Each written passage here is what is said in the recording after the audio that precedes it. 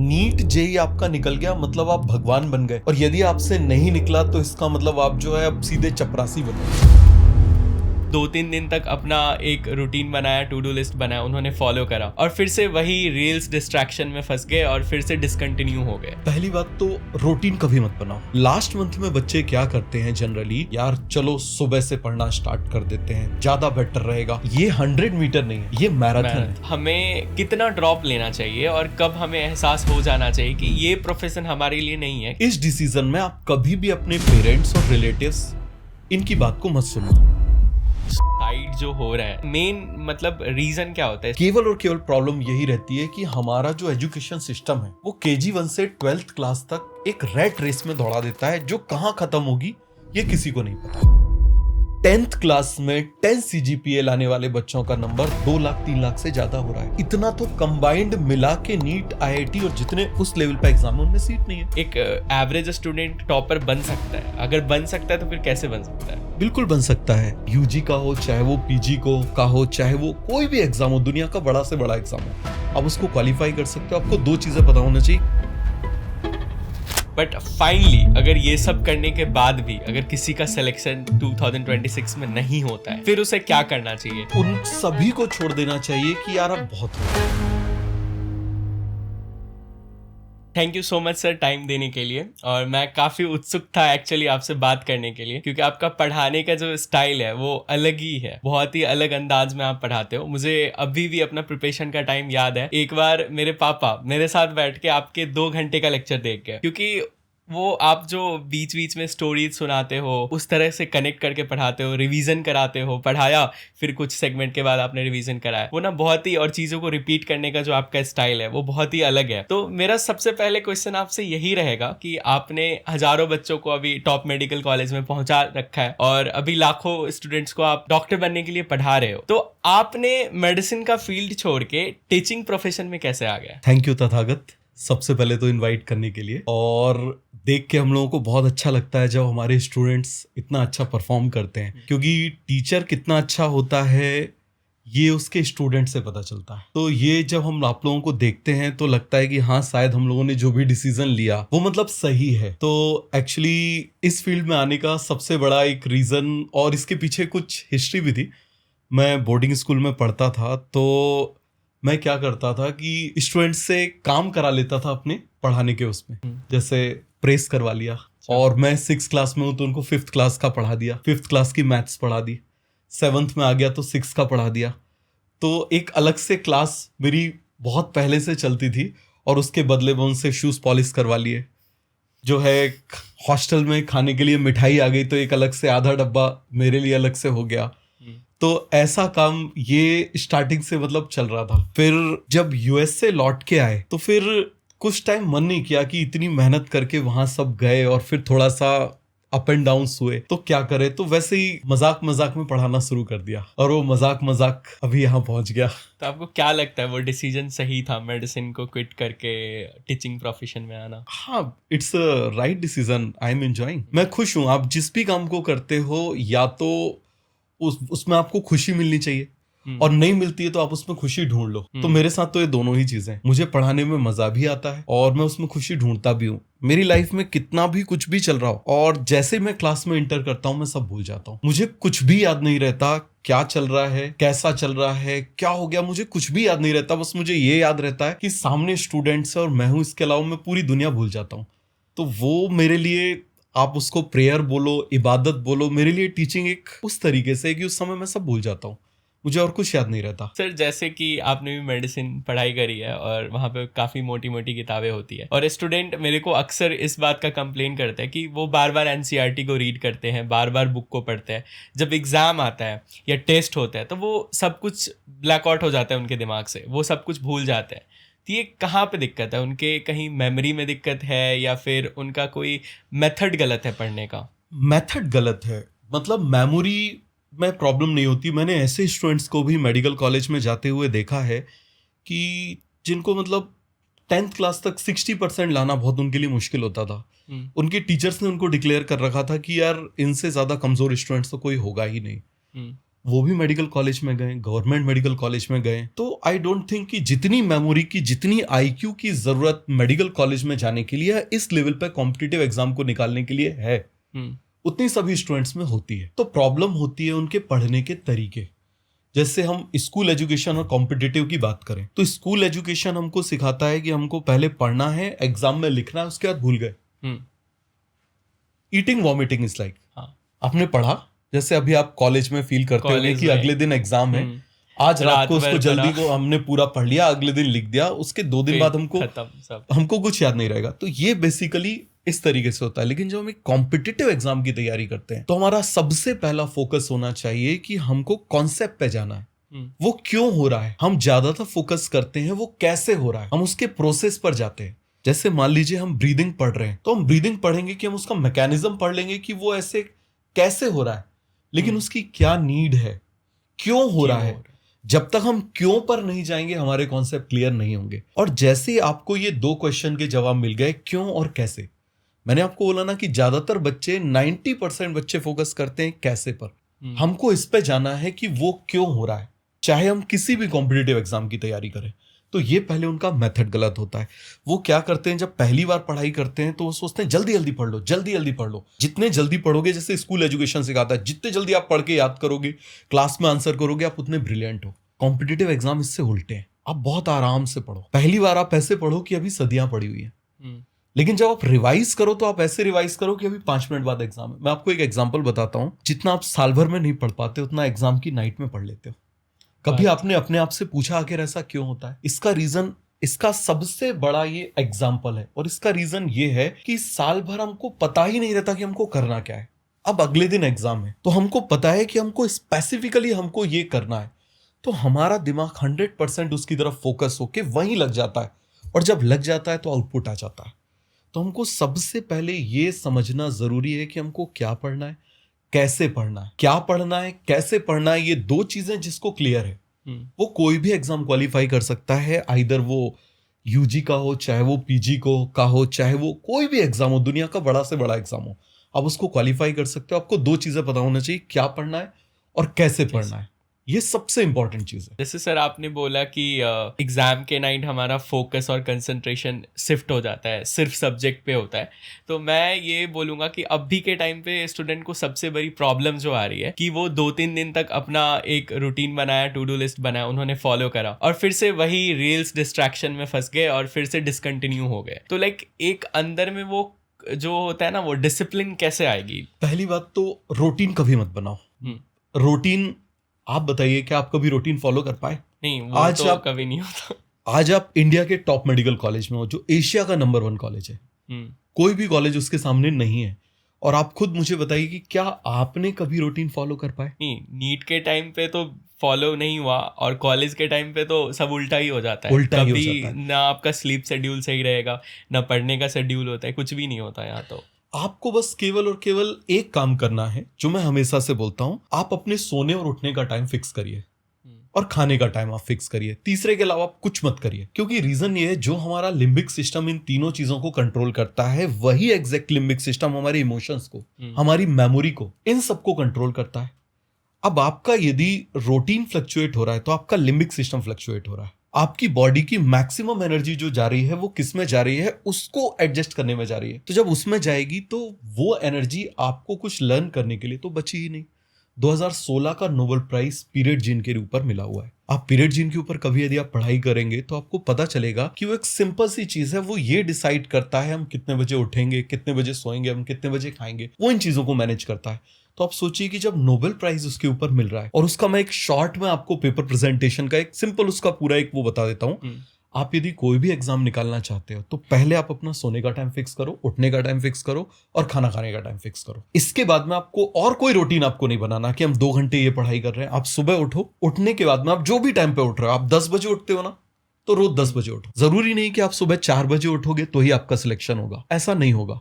आप रात को 3 बजे सोते हो तो आप रोज 3 बजे से 4 बजे के बीच सो जाओ। आप 10 बजे सुबह उठते हो तो रोज आप 10 बजे उठ जाओ। अब उसको फ्लक्चुएट मत करो, खास करिए लास्ट मंथ में। लास्ट मंथ में बच्चे क्या करते हैं जनरली यार चलो सुबह से पढ़ना स्टार्ट कर देते हैं, ज्यादा बेटर रहेगा।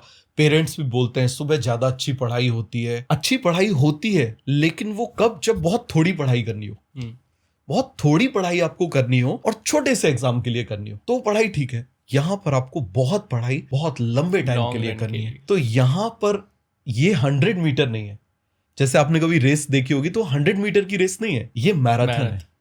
यहां पर आपकी स्टार्टिंग से लेके आखिरी तक आपको रिदम मेंटेन करके चलना है। तो उसके लिए कि पहले तो आप अच्छी नींद लेके हो, आपकी नींद अच्छी होना चाहिए। अब इसके बाद में आप सुबह उठो और अपना एक टारगेट की लिस्ट बना लो। ये मैंने अपने हर स्टूडेंट्स को सिखाया है कि हर क्लास में भी बताया, आप सुबह उठो अपनी टू डू लिस्ट बनाओ। मैं आज भी बनाता हूँ। मैं उठने के बाद मुझे दिन भर में क्या करना है मैं वो उसको बनाता हूं, और उसके बाद में रात को सोने से पहले आप उसमें टिक करो आपका कितना अचीव हुआ।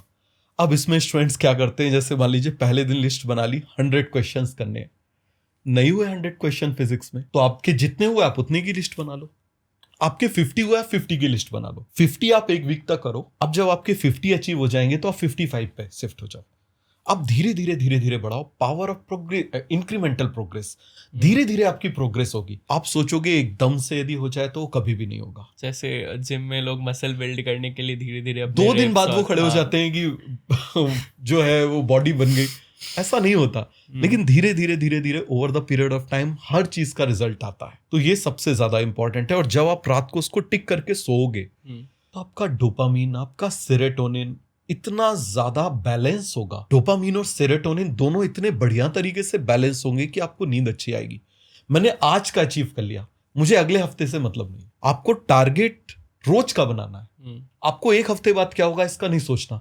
एक हफ्ते बाद क्या होगा सोचोगे, डिप्रेशन आएगा। आपको आगे का सोचना ही नहीं है, पता भी नहीं चलेगा आप कब आगे पहुंच जाओगे। बहुत ही सिंपल सा है। बेसिकली मुझे भी ये चीज सीखने को मिला कि 3 चीजों को बैलेंस करना है, सोना, उठना और खाना। फिर आपका सब कुछ अपने आप ही बैलेंस हो जाएगा। सर एक चीज़ जो मेरे दिमाग में आती है, या लोग जब ड्रॉप लेते हैं ना तो उनके दिमाग में कहीं ना कहीं वो खुद को जज करने लगते हैं। तो मेरा ये क्वेश्चन था कि जो फर्स्ट अटेम्प्ट में सेलेक्ट हो जाते हैं या फिर जिनको 2-3 अटेम्प्ट लगते हैं सेलेक्ट होने में, क्या उनमें क्या डिफरेंस होता है? उनका आईक्यू लो होता है या फिर कुछ माइंडसेट डिफरेंट होता है? आपको क्या लगता है? आपके इतने सालों इतने सारे स्टूडेंट्स को पढ़ाया होगा। ऐसा बिल्कुल भी नहीं होता। देखिए, जब बच्चा ड्रॉप लेता है ना तो सबसे पहले वो खुद को फेलियर मान लेता है।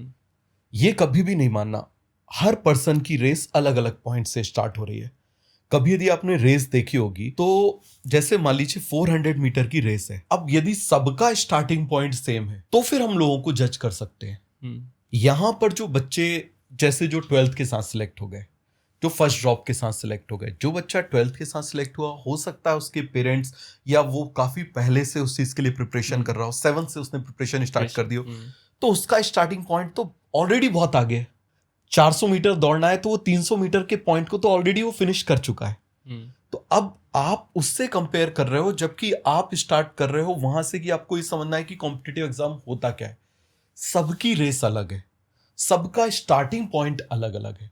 सबसे इंपॉर्टेंट पॉइंट है ये बच्चे को समझना। और जैसे आप लोग अभी मेडिकल कॉलेज में हो, आप मुझे बताइए कि क्या ऐसा कोई सेग्रीगेशन होता है, ये 12th के साथ आया है, ये फर्स्ट ड्रॉप के साथ आया है, ये सेकंड ड्रॉप के साथ आया है, कि उसको बोलते हैं थर्ड ड्रॉप वाला ये तो अंकल जी है? ऐसा नहीं होता। ऐसा नहीं होता। और मैं एक पॉइंट एक्चुअली यहाँ पे ऐड करना चाहूँगा। जैसे मैंने कॉलेज में देखा कि कुछ लोग एक्चुअली 4 ड्रॉप के बाद भी सिलेक्ट हो रखे हैं, 4th अटेम्प्ट है, 5th अटेम्प्ट है, और वो ज़्यादा स्कोर कर रहे हैं कॉलेज में कंपेयर टू फर्स्ट अटेम्प्ट वाले।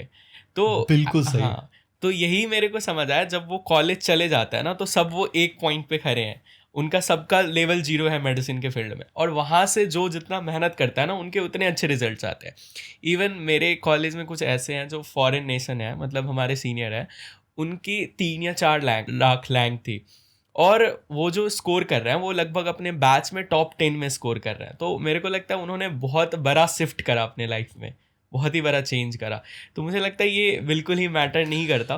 बिल्कुल मैटर नहीं करता। और मैं आपको बता रहा हूं कि आप सोच रहे हो कि आपका सेकंड ड्रॉप हो गया, आज से 3-4 साल बाद किसी को याद नहीं रहेगा, इवन आपको भी याद नहीं रहेगा। ये मैं सारे स्टूडेंट्स को बोलना चाहता हूं। आज आपका तीसरा ड्रॉप है, मान लो चौथा ड्रॉप है, मैं आपको ड्रॉप लेने के लिए प्रमोट नहीं कर रहा हूं, लेकिन मैं आपसे ये एक सिंपल सी बात बोल रहा हूं कि आप इस बात को समझिए कि आप बस आपको जज कर रहे हो। आज से 3 साल बाद आप जिस दिन कॉलेज में पहुंचोगे, आपको कोई इस तरीके से जज नहीं करेगा कि यार ये बहुत घिसट घिसट के सिलेक्ट हुआ है।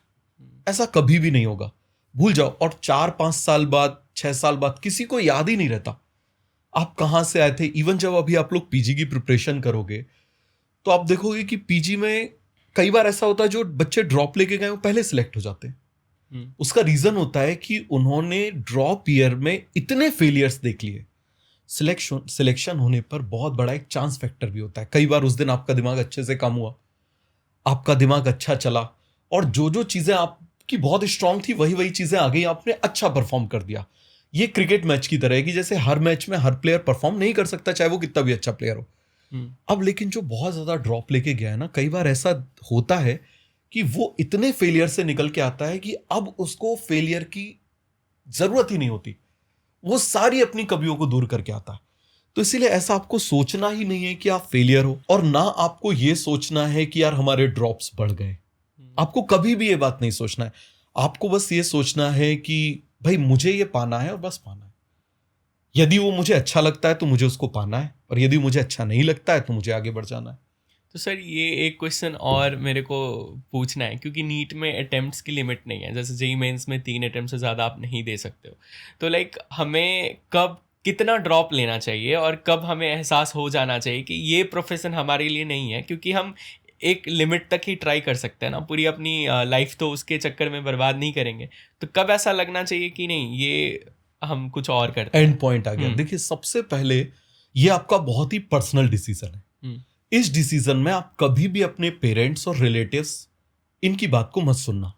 ये आपका बहुत ही पर्सनल डिसीजन है, क्योंकि आपकी लाइफ में जो भी होगा उसके रिस्पॉन्सिबल आप 100% आप होगे। इस बात को हमेशा याद रखना। आप बहुत अच्छा कर जाओगे, आपके पेरेंट्स की लाइफ में बहुत ज्यादा बहुत बड़ा चेंज नहीं आएगा। जो वो जिस लाइफ को देख चुके हैं उनको उसी में वो सेटिस्फैक्ट्री हो चुके हैं, वो एडजस्ट कर चुके हैं, वो कंफर्टेबल हो चुके हैं। चेंजेस आपकी लाइफ में आएगा।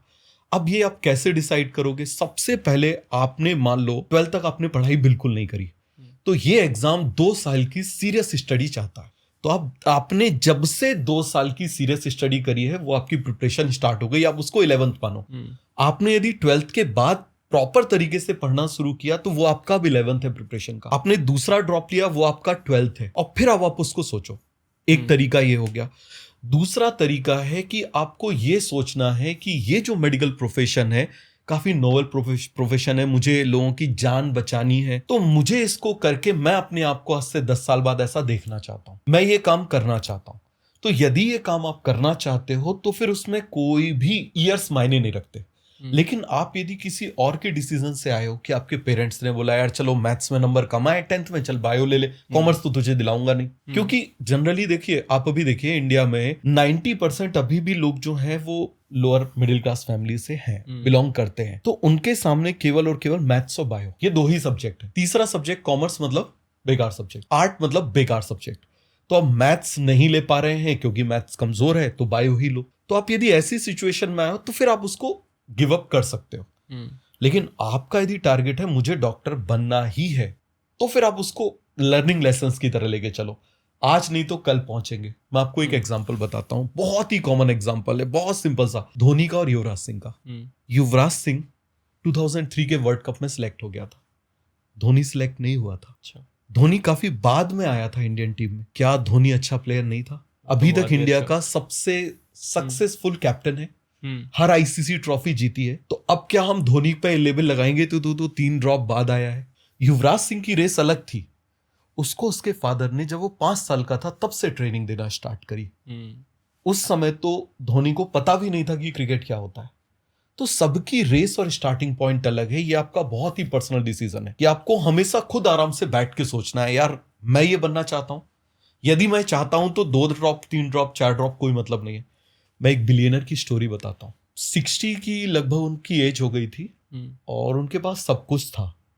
तो मतलब बहुत चैरिटी करते थे, फिर भी उनको अंदर से खुशी नहीं मिल रही थी। कोई उनको खुशी नहीं मिल रही थी। क्या करूं? उन्होंने बहुत सारे अलग अलग प्रोफेशन में 2-2 दिन जाके ऐसे ऑब्जर्व किया। सारे प्रोफेशन में, दुनिया के जितने भी प्रोफेशन है ना, सब में उन्होंने जाके ऑब्जर्व किया।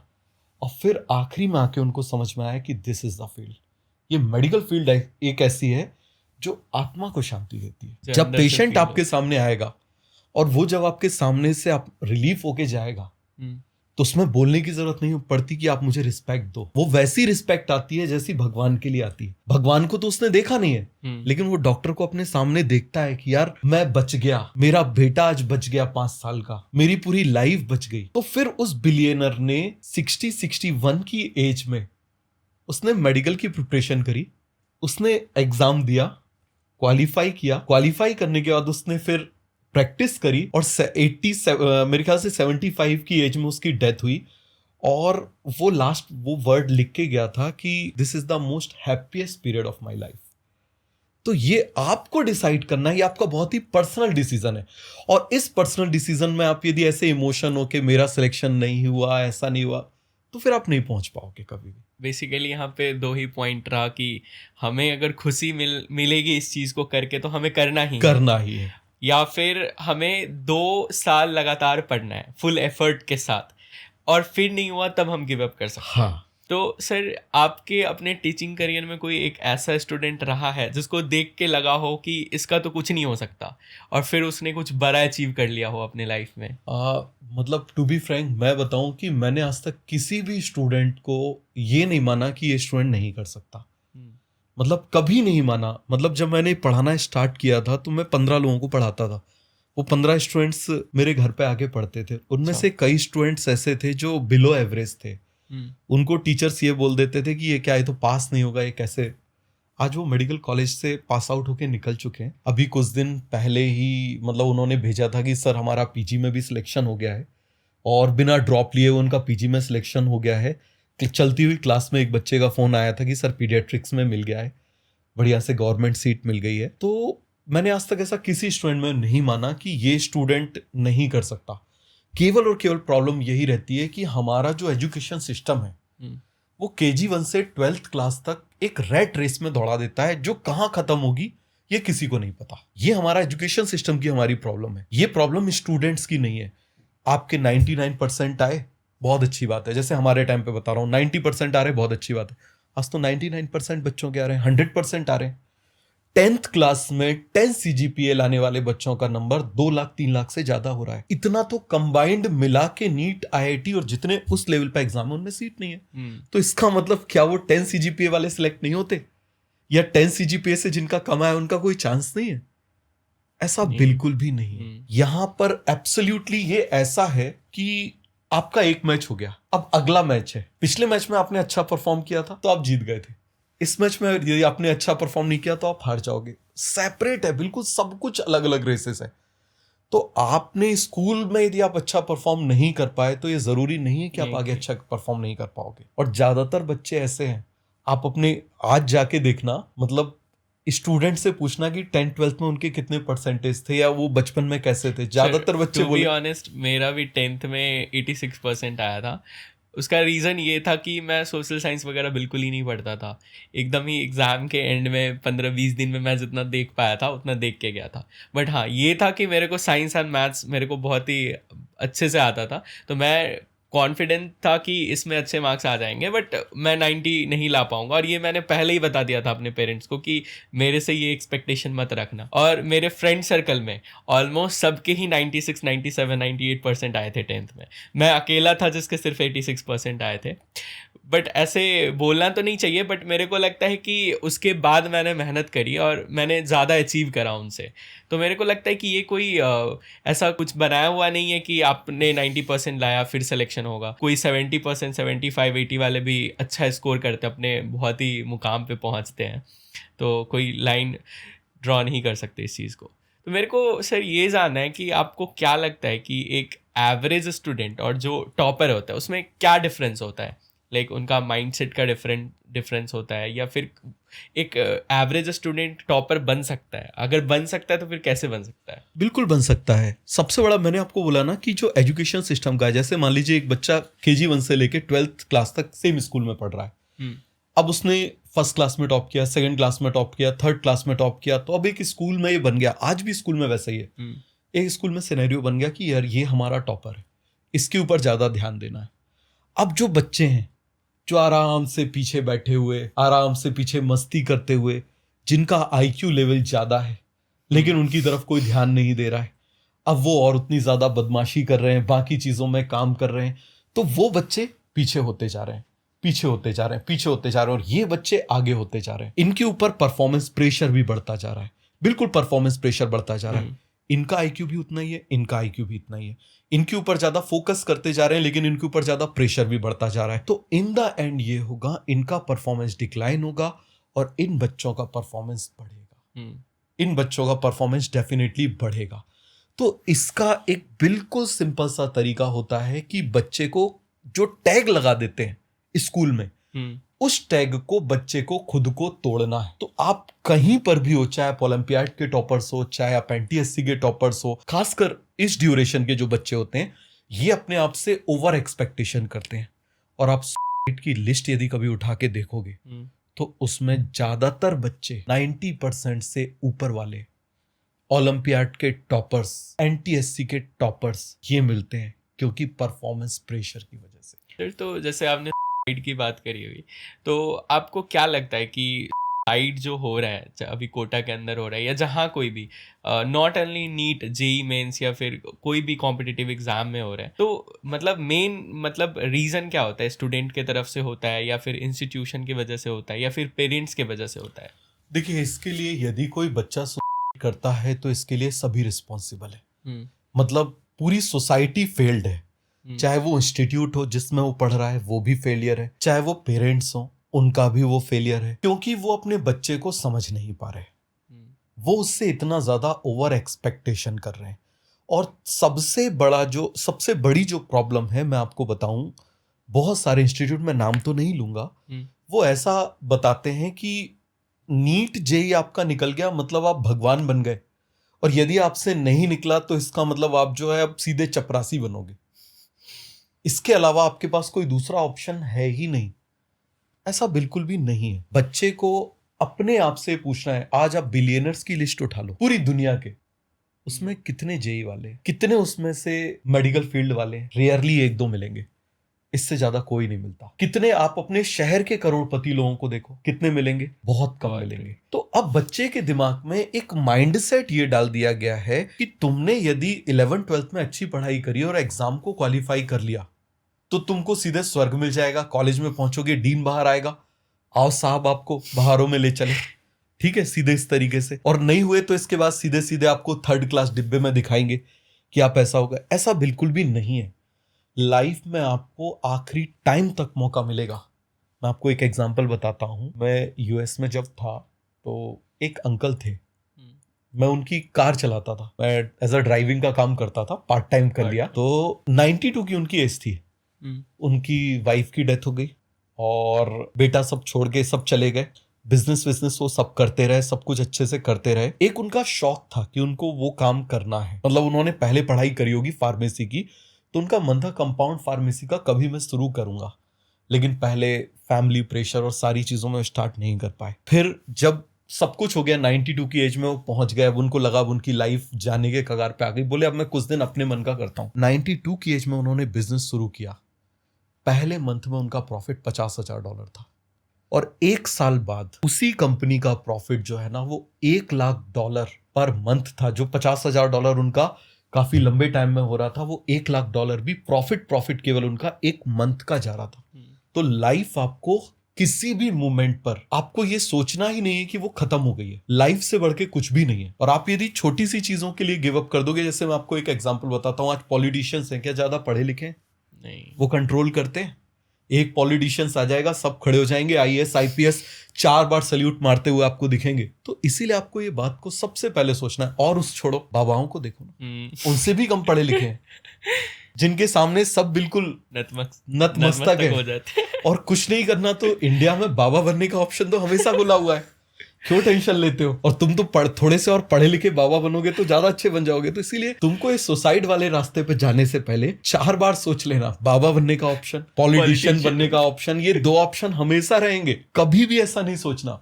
और लाइफ नीट आईआईटी से खत्म नहीं होती। हाँ, ये एक आपको एक दिशा दे देगी, लेकिन क्या मुझे एक ईमानदारी से बात बताओ, क्या कॉलेज में जाके आपकी लाइफ बहुत ईजी हो गई? नहीं। क्या बिल्कुल। ऐसा दिखाते थे कि भाई बहुत सारे इंस्टीट्यूट में दिखाते हैं, आप जाओगे, आपके सबसे ज्यादा जो बच्चों को कैसे टारगेट करते हैं, डॉक्टर साहब के पिताजी आ रहे हैं, रिस्पेक्ट करिए। ठीक है, अच्छी बात है, आप काम कर रहे हो, आपके पिताजी को रिस्पेक्ट मिल रहा है, अच्छी बात है, लेकिन आपके पिताजी ज्यादा खुश इस बात से रहेंगे कि उनका बच्चा जिंदा है। आप चले जाते हो और मैं आपको बता रहा हूं, आपने किसी भी रीजन की वजह से, आप एक सड़े से एग्जाम की वजह से, कोई आपका अफेयर था उसकी वजह से, किसी भी वजह से आपने सुसाइड कर लिया, आपके दोस्त आपके जाने के 2 दिन बाद आपको भूल जाएंगे। आपका कितना भी अच्छा बेस्ट फ्रेंड है ना, आपको आपके जाने के 2 दिन बाद आपको भूल जाएगा। आपके सगे रिलेटिव 13 दिन बाद आपको भूल जाएंगे। 1 साल बाद जब आपकी वर्सी होगी, मैं आपको बिल्कुल फ्रैंक बात बता रहा हूं, तो वो उसमें पूरा शहर आपके उस पे फंक्शन पे खाने के लिए आएगा, लेकिन कोई आपका नाम नहीं लेगा।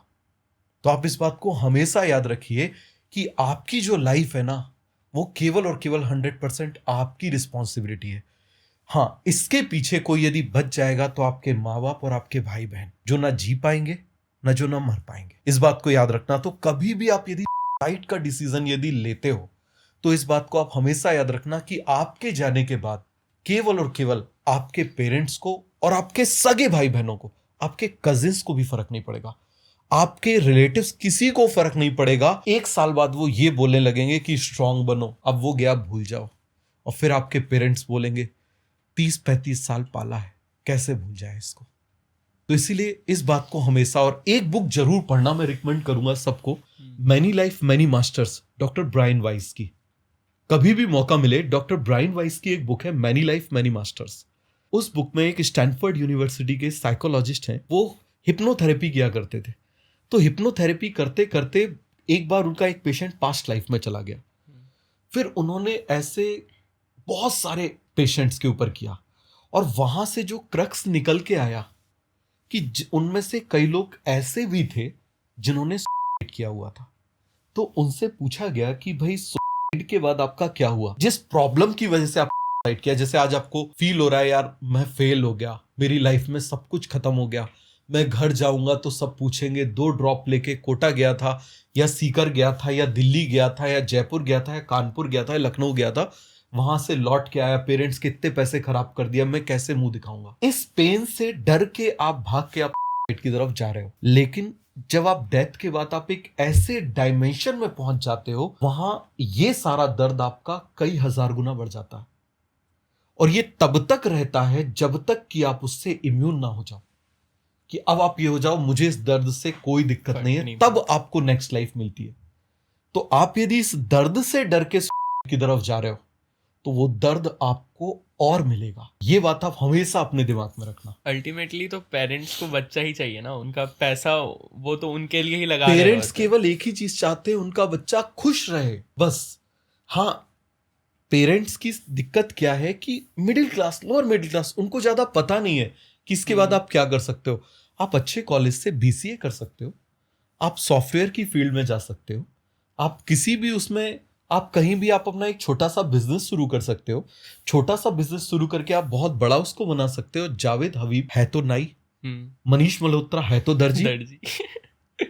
बिलियनर है। तो सिंपल सी चीज है कि आप बहुत बड़े बन सकते हो, लेकिन आपको इस ट्रैप में नहीं फंसना है कि मेरी लाइफ अब खत्म हो गई इस एग्जाम से। तो एक चीज़ और होता है कि ड्रॉप ईयर में बेसिकली बहुत सारे प्रेशर आ जाते हैं, लाइक 2 साल का सिलेबस 1 साल में करना है, पेरेंट्स का भी थोड़ा बहुत प्रेशर हो जाता है, और रिलेटिव के ताने तो मिलते ही हैं।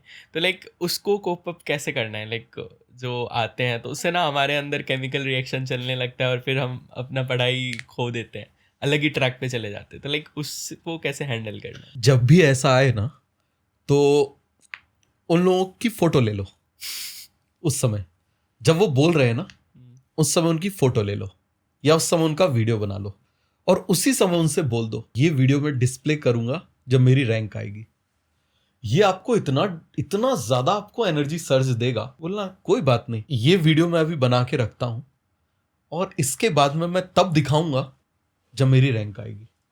आपको खुद ही अपना दोस्त बनना है। याद रखना, no one is going to save you. आपको इस दुनिया में आप हमेशा अकेले हो। अपने आप से हमेशा एक स्टेटमेंट बोलो, मैं हूं, मैं हूं, मैं हूं और केवल मैं हूं, और मेरे लिए ही मैं हूं। मेरे अलावा इस दुनिया में कोई भी मेरे लिए नहीं है। जब आप एग्जाम देने जाते हो तो क्या आपके टीचर्स, आपके पेरेंट्स, आपके दोस्त आपके साथ होते हैं? नहीं होते, आप अकेले होते हो। तो याद रखना, पर्सन आता भी अकेला है, जाता भी अकेला है, और हर चीज अचीव भी अकेले करता है। तो जब हर चीज अकेले करता है तो दूसरा क्या सोचेगा, हम उसकी चिंता क्यों करें? ये तो आपकी लाइफ है, आप इंजॉय करो अच्छे से। और हमेशा याद रखना, achievement is directly proportional to happiness. आप यदि कुछ बड़ा अचीव करना चाहते हो तो अपना हैप्पीनेस इंडेक्स बढ़ाओ। जितने खुश होगे उतने अचीवमेंट होंगे, जितने दुखी होगे उतने ज्यादा आपके अचीवमेंट्स डाउन होंगे। यूनिवर्स एक फ्रीक्वेंसी की तरह वर्क करता है, रेडियो की तरह। कैसे? अभी हम इस रूम में बैठे हुए हैं, मेरे फोन में मान लो एयरटेल की सिम लगी हुई है, तो मेरे फोन में एयरटेल का नेटवर्क आएगा। आप में जियो की लगी हुई है, जियो का लगा होगा। यहां पर मैं रेडियो का रख दूं और उसमें यदि मैं 98.3 लगा दूं तो उसकी फ्रीक्वेंसी कैच हो जाएगी। 94.7 लगा दूं, उसकी फ्रीक्वेंसी कैच हो जाएगी। इसी तरीके से यूनिवर्स में सक्सेस और फेलियर की फ्रीक्वेंसी चलती है। आपके अंदर यदि हैप्पीनेस है, फियर ऑफ सक्सेस या फियर ऑफ फेलियर, आपको सक्सेस का डर और फेल दोनों चीजें आपको यदि किसी भी तरह से बना हुआ है, तो फियर तो आ गया ना। तो आपकी फ्रीक्वेंसी कैसी है? नेगेटिव। तो यूनिवर्स की कौन सी फ्रीक्वेंसी आपके साथ कनेक्ट होगी? फियर वाली। तो अब आपके चैनल पे क्या चलने लगेगा? फियर। इसके बाद कुछ नहीं होगा, सब खत्म हो गया। क्या होगा? लाइफ ही खत्म हो गई, कॉलेज नहीं जाएंगे, वो देखो। और सबसे बड़ी प्रॉब्लम आती है ड्रॉपर्स के साथ। मेरा दोस्त अभी मेडिकल कॉलेज में ऐश कर रहा है और मैं यहां पर बैठा हुआ हूं। और आपका भी समय आएगा। और अभी के टाइम पे वो इंस्टा स्टोरी आती है ना, तो वो अलग ही दुख होता है अंदर से। सबसे ज्यादा मेरे पास मैसेज इसी चीज के आते हैं, सर हमारे दोस्त जो हैं वो 10 तक हमसे पीछे थे, अब वो मेडिकल कॉलेज में ऐश कर रहे हैं और हम यहाँ पर अभी पढ़ाई ही कर रहे हैं, आज के टेस्ट में भी नंबर कम आए हैं। ये कॉमन बच्चों का रहता है। आप उनको भूल जाओ, उनकी रेस अलग है, आपकी रेस अलग है। आपकी रेस आपसे खुद से है, किसी और से है ही नहीं। आपका टारगेट सिंपल सा है, आपके लास्ट टेस्ट में जितने मार्क्स आए थे उससे आप अपने 20 नंबर बढ़ाने की कोशिश करो बस। और बच्चों को मत देखो। 24 लाख बच्चों ने लास्ट ईयर एग्जाम दिया था, 9,70,000 बच्चे जो हैं वो क्वालिफाइंग लेवल से कम थे। 8 लाख बच्चे 0 नंबर से कम थे। 8 लाख बच्चे जो है ना वो 0 नंबर से कम थे 24 लाख में से। उनको मत देखो। सबसे बड़ी दिक्कत यह है कि हम मास को देख रहे हैं, और मास को देखते हुए जो एक्चुअल चीजें चल रही है हम उसको भूल जा रहे हैं। आपकी रेस आपसे खुद से रेस लगाओ बस। आज भी एक्चुअल पढ़ाई करने वाले बच्चों का नंबर परसेंटेज उतना ही है, हमेशा उतना ही मिलेगा, वो कभी चेंज नहीं होगा। वो कहते हैं ना कि दूसरे क्या सोचेंगे ये हम ही सोचेंगे, फिर दूसरे क्या सोचेंगे। तो सर एक लास्ट क्वेश्चन मेरा ये रहेगा कि आपने बहुत कुछ बताया कि कैसे पढ़ना है, कैसे अप्रोच लेना है, बट फाइनली अगर ये सब करने के बाद भी अगर किसी का सिलेक्शन 2026 में नहीं होता है, फिर उसे क्या करना चाहिए? किसको ड्रॉप लेना चाहिए, किसको आगे प्रोसीड करना चाहिए, मतलब कैसे डिसाइड करना चाहिए? देखिए, इसमें अब हम स्टूडेंट्स को कैटेगरीज में डिवाइड कर सकते हैं। स्टूडेंट्स ने बहुत सीरियसली पढ़ाई करी और उसका कुछ नंबर से रह गया, उसको जरूर ड्रॉप लेना चाहिए, पहला। दूसरा, स्टूडेंट्स ने बहुत अच्छी पढ़ाई करी थी, लेकिन बहुत सारे स्टूडेंट्स के साथ ऐसा होता है, कई बार एग्जाम सेंटर्स पहुंचने में कुछ केओस हो जाता है, कुछ भी चीजें हो जाती हैं, मतलब उस दिन कुछ गड़बड़ हुआ जिसकी वजह से उस दिन वो उसका दिन नहीं था, वो अच्छा परफॉर्म नहीं कर पाया, उसको ड्रॉप लेना चाहिए। तीसरा, ऐसा जो डॉक्टर बनना ही चाहता है कि मुझे तो डॉक्टर बनना ही है, कोई बी ऑप्शन मेरे लिए नहीं है, उसको करना चाहिए, तीसरा उसको। और उन सभी को छोड़ देना चाहिए कि यार अब बहुत हो गया, यार अब बहुत हो गया, हम कब से तैयारी कर रहे हैं, अब कुछ और देखते हैं। ऐसा जिन बच्चों के दिमाग में आ रहा है उनको कर देना चाहिए। और करने के बाद में फिर आप यूपीएससी की तैयारी कर सकते हो। आप यूपीएससी की तैयारी करोगे, आप सिलेक्ट हो जाओगे, आपके अंडर बहुत सारे हॉस्पिटल्स रहेंगे, तो ऐसा नहीं कि लाइफ खत्म हो जाएगी, तो आप वो तैयारी कर सकते हो। और एक वो स्टूडेंट्स को भी जो तैयारी करना चाहिए कि जिनको लग रहा है यार इस साल मैंने थोड़ी मक्कारी करी है, लेकिन मुझे पढ़ने में इंटरेस्ट आया है, और यदि मैं टाइम दूंगा तो मैं अगले साल अच्छा कर जाऊंगा। ज्यादातर बच्चे इस कैटेगरी के होते हैं, और ये बच्चे सिलेक्ट भी होते हैं कि जिनको लगता है यार चलो इस साल तो मैं चलो ऑफलाइन में था या कहीं पर था, कहीं पर पढ़ाई करता था, मैंने थोड़ी सी ज्यादा मस्ती कर ली, दोस्ती वगैरह में मैं चला गया, लेकिन इस साल मैं बहुत सीरियस होकर अच्छे से मैं पढ़ाई करूंगा, जहां भी ऑफलाइन या ऑनलाइन से पढ़ाई करूंगा। मैंने अपना फुल अभी नहीं दिया है।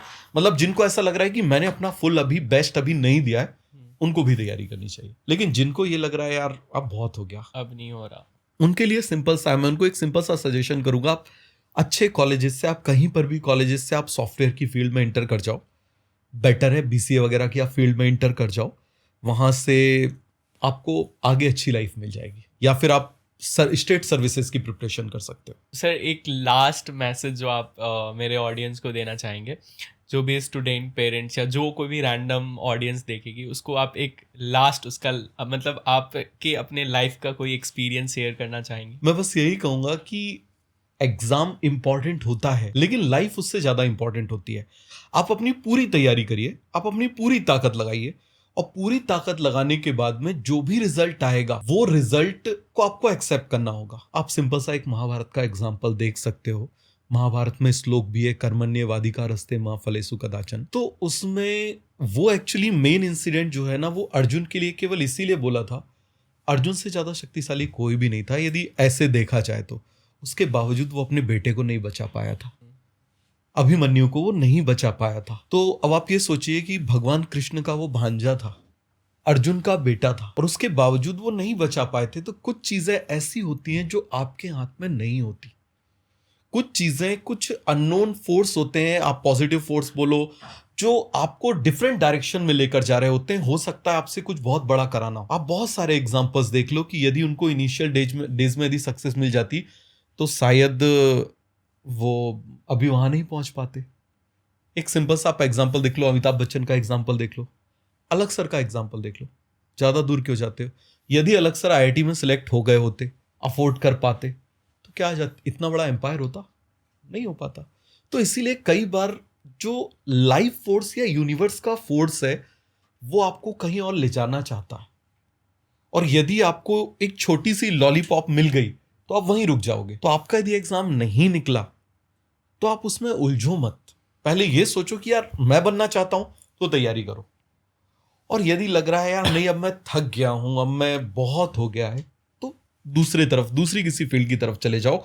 हो सकता है बहुत ज्यादा बड़ा कर डालो, कुछ बहुत ज्यादा बड़ा कर डालो, और करोगे ही बड़ा। यदि आप इस सक्सेस से निकल के जब आप अगले स्टेप पे जाते हो ना, तो आप में जो भूख पैदा होती है वो हो सकता है आपको सक्सेस दे, हो सकता है आपको फेलियर दे। लेकिन यदि वो फेलियर देगा ना, तो समझ जाना कि आगे कुछ ऐसी सक्सेस आएगी जो आपको इस लॉलीपॉप से रोकना नहीं चाहती। बस मैं यही कहूंगा। Life is more important than any exam. तो फिर इसी लेशन के साथ हम पॉडकास्ट को एंड करते हैं, और आप लोग कमेंट में बताना। And thank you so much again Rishabh sir को, जो सर ने इतना टाइम दिया और इतनी कुछ बोल के गए। और जेन्यूनली मुझे ऑडियंस कितना देखेगी पता नहीं, बट मेरे को खुद को बहुत कुछ सीखने को मिला। तो आप लोग भी कमेंट में अपने व्यूज़ देना कि आपको पॉडकास्ट कैसे लगी। वीडियो में इतना ही, फिर मिलेंगे कभी और किसी और वीडियो में। तब तक के लिए बाय।